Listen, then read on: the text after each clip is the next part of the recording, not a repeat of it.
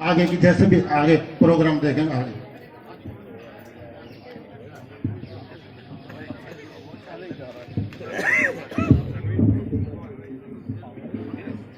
नीलाम्बुज श्यामल गोमलंगम सीता समारोपितम भागम पाणौ महासायपचारजातम नमामि रामं रघुवंशनाथं वसुदेवसुतं देवं कंसचाणूरमर्दनं श्रीदेवकी परमानंदं कृष्णं वंदे जगद्गुरु।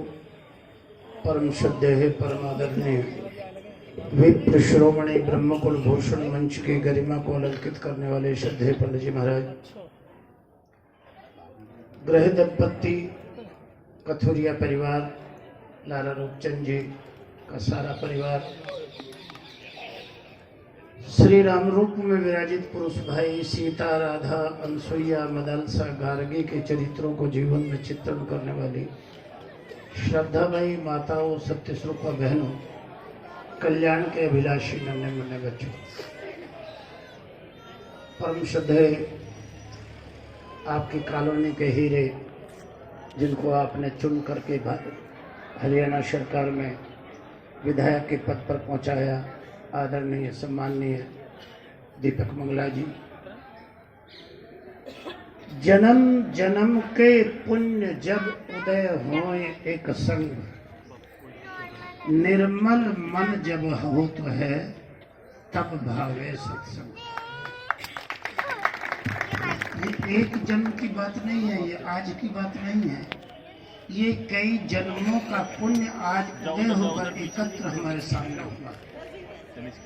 नरम ज्ञानम ददाती ते नारद, देवऋषि नारद ज्ञान और भक्ति के अवतार। एक देवऋषि नारद ऐसे हैं कि जो भगवान नारायण के शयन कक्ष में भी बिना दरवाजा खटखटाए अंदर जा सकते हैं, बाकी किसी को इजाजत नहीं। उन्होंने पूछा, महाराज मैं आपका की कृपा पात्र हूं और आपकी कृपा से संपूर्ण 14 भवन में भ्रमण करता हूं, कहीं इमरजेंसी केस पड़ जाए और मुझे आपकी आवश्यकता मिल जाए तो आप कहाँ मिलते हैं? ऋग्वेद का सूत्र तो कहता है ईशावास्यवेदम सर्वम यत् किंचित् जगत्याम जगत, कि वो सृष्टि के कण कण में परमात्मा है, ऋग्वेद का सूत्र। परंतु नारद पुराण में भगवान श्रीमन नारायण ने कहा कि नाम वैसामी वैकुंठे योगी नाम हृदय न चय मदभक्ता यत्र गायन्ति तत्र तिष्ठामि नारदा। कि हे नारद, ना तो मैं वैकुंठ में रहता हूँ, ना मैं लक्ष्मी निवास में रहता हूँ, ना बड़े बड़े जो योगी हैं साधना करते हैं जिन्होंने अपने आप को साध लिया है। साधना कोई हुआ नहीं है, अगर आपने अपने आप को साध लिया तो आपने की साधना हो गई। अपने आप को साध लो। अब अपने आप को साधना करने के लिए तो आपको साधक बनना पड़ेगा। अब साधक आप कब बनेंगे? अब देखो ना हम कहाँ है हमारी स्थिति, कि जब आप किसी के जीवन में बाधक बनना छोड़ दें। मेरे तो पुत्र जैसे हैं संजय सिंगला जी, इन्हीं को पकड़ता हूँ। रात को इनको प्यास लगी बहुत जोर से, इन्हें बहू रानी को कहा, खड़े हो गई, प्यास लगी है, पानी पिला। भारतीय संस्कृति की नारी संस्कृति में पली पड़ी है, पतिव्रता है, उठेगी जल भी पिलाएगी। ये उसका धर्म भी है और इनका कर्म भी है, पर इनकी साधना घट गई। इनको अधिकार है पत्नी से काम कराने का, पत्नी को आज्ञा देने का, किंतु उसकी नींद को खराब करने का इनको अधिकार नहीं है। इन्हें नींद में बाधक बन गए, इसलिए साधना नहीं है। आप देख रहे ना हमारी स्थिति कहाँ है। तो भगवान नारायण कहते हैं मैं वैकुंठ में नहीं रहता, योगियों के हृदय में नहीं रहता, लक्ष्मी निवास में नहीं रहता। महाराज जी ने कहा, महाराज फिर कहाँ रहते हो? कि जहां जहां भी मेरे भक्त मेरे नाम का गायन करते हैं, चिंतन करते हैं, तत्र तिष्ठामि नारदा। हे नारद, मैं उनके बीच में बैठा मिल जाऊंगा, बाकी कहीं ढूंढने की जरूरत नहीं। नाहम वसामि वैकुंठे योगी नाम हृदय में चैत मद भक्ता यत्र गायन्ति तत्र तिष्ठामि नारद। हे नारद, मैं उनके बीच में मिलता हूँ। मैं छोटा सा बालक था, आपको छोटी सी एक बात बता दूं। चौथी पांचवी क्लास में पढ़ता हूँ। रविवार का दिन था, बाहर धूल मिट्टी में खेल रहे थे। ताऊ जी गांव के सरपंच थे, 4-5 गांव के 10-5 आदमी उनके पास बैठ जाते थे आकर के। सुबह ही देश गुलाम था, नाई हुक्का भरने आता। गांव में हाथी आ गया, और जब हाथी आया तो ताऊ जी ने हमको आवाज लगाई, जाओ। हम डरते डरते गए जी, उस पर तो अनुशासन इतना था, ताऊ जी बुला ले तो हमारे प्राण निकल जाए। गए, खड़े हो गए, और लोग भी खड़े हो गए। प्रणाम करो गणेश जी। हमने प्रणाम कर दिया। अब वो हाथी ना तो हमारे पास रुका, ना उस हाथी ने हमको देखा, ना कुछ कहा सुना। और पीछे उस हाथी के कुत्ते भौंक रहे थे। तो उस हाथी ने ना तो भौंकते हुए कुत्तों को देखा, ना टांग मारी, ना पूंछ मारी।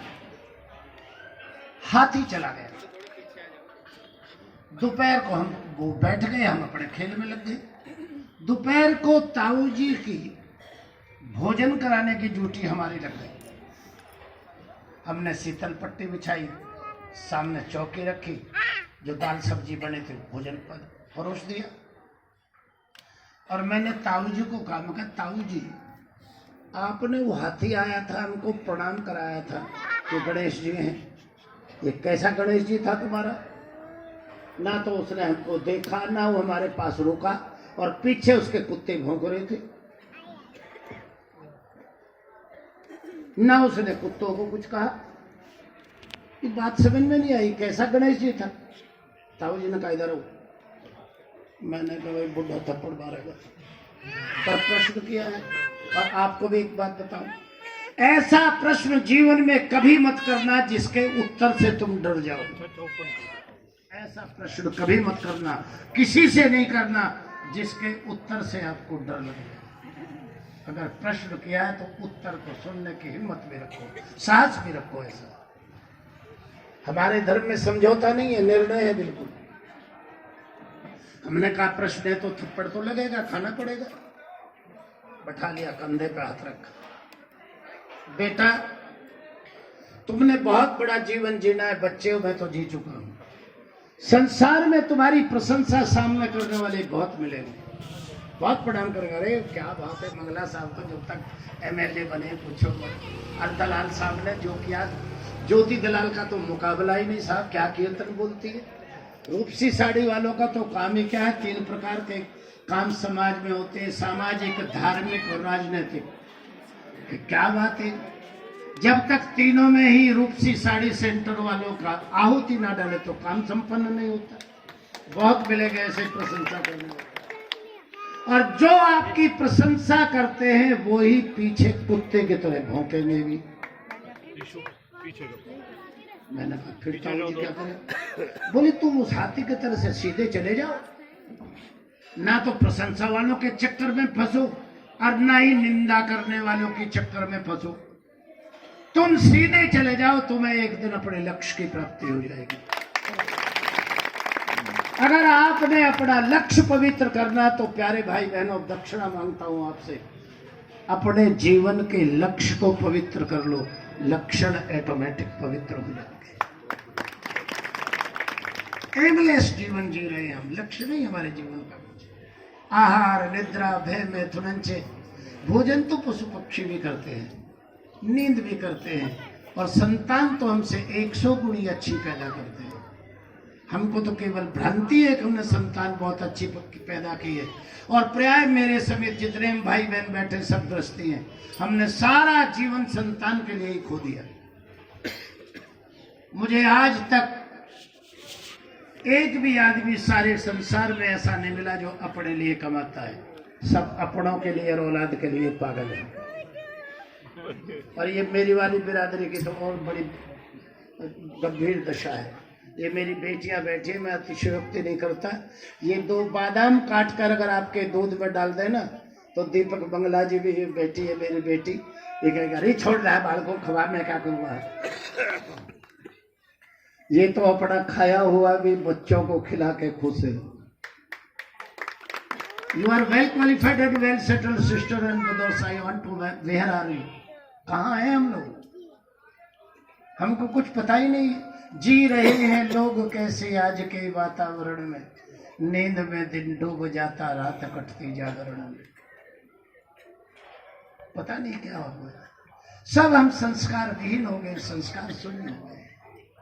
मैं इस खंडन में नहीं हूं, इसका खंडन नहीं करता कि आप बच्चों को कार नहीं दो, जरूर दो, पर कार देने से पहले ये मेरी दक्षिणा है कि अपने बच्चों को संस्कार दे देना। अगर बच्चों में संस्कार नहीं है तो कार भी तोड़ देगा, खुद चोट खा जाएगा अस्पताल में, तुम्हारा धंधा बंद हो जाएगा, उसके पीछे घूमो। संपत्ति दो, परंतु उस संपत्ति में से पहले उन्हें सम्मति, उन्हें बुद्धि भी दे दो कि इसका सदुपयोग कैसे किया। संतान को बहुत लायक बनाओ, पर इतनी लायक मत बढ़ा देना कि जो बुढ़ापे में हमको ना लायक कहने लगे। इतनी भी लायक संतान नहीं हो। जीवन को प्रैक्टिकल बनाओ। एक मन की बहुत बड़ी बात चल रही थी अभी, ये मन बड़ा चंचल है, कैसे इसे समझाऊं।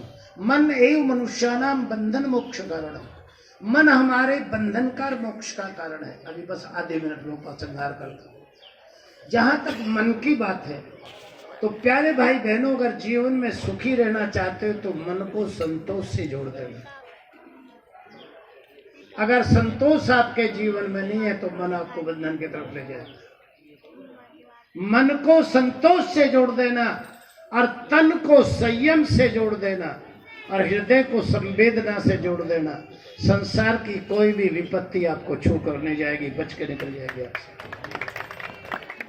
पुनः सबका धन्यवाद करते हुए, सिया राम मैं सब जगह जानी, करूं प्रणाम जोर जुग पानी।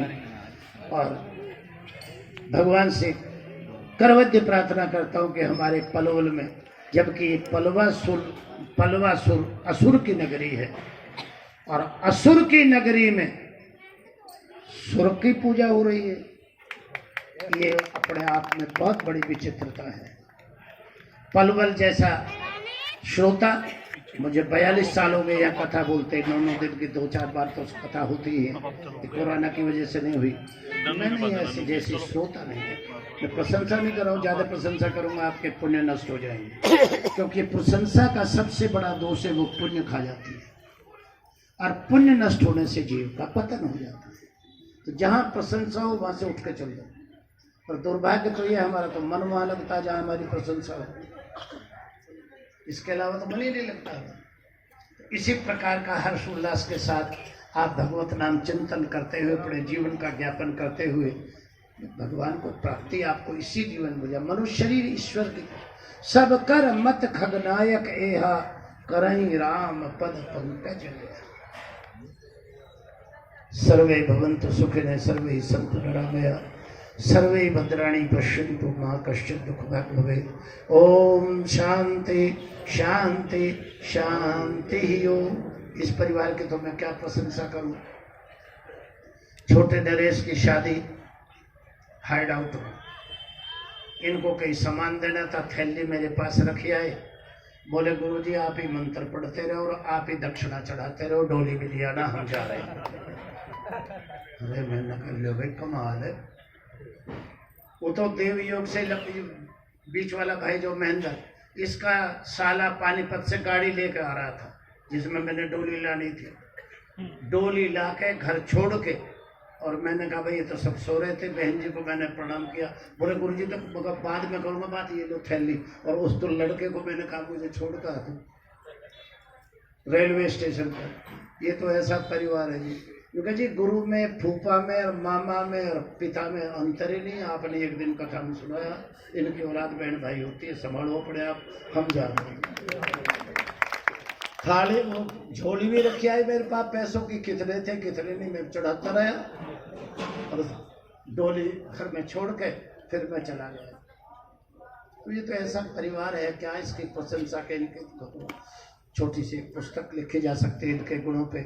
हमारे श्रद्धेय लाला जी बैठे एक छोटे से चक्की से व्यापार शुरू किया, जीरो से हीरो बढ़ करके दिखाया और धर्म परायण रहे। चाहे राजनीति का कोई काम है, चाहे सामाजिक है, चाहे धार्मिक है, इस परिवार की आहुति पड़ती है। इससे ज्यादा प्रशंसा नहीं करूंगा। धन्यवाद।